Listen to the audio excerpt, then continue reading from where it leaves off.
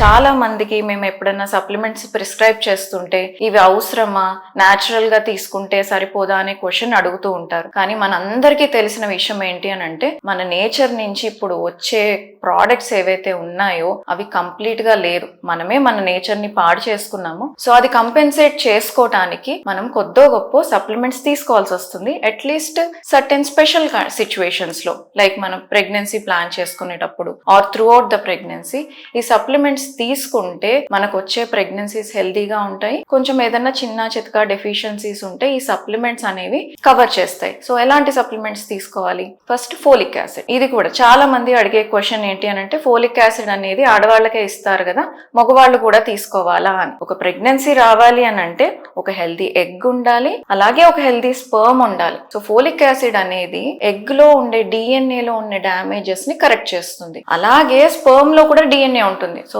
Sperm లో ఉండే DNA లో డ్యామేజెస్ ఏదన్నా ఉంటే ఫోలిక్ యాసిడ్ కరెక్ట్ చేస్తుంది. సో మగవాళ్ళకి కూడా ఫోలిక్ యాసిడ్ తీసుకుంటే sperm quality, especially sperm DNA లో ఉన్న డ్యామేజెస్ ఉంటే ఇంప్రూవ్ అయ్యి ప్రెగ్నెన్సీస్ హెల్దీగా వస్తాయి.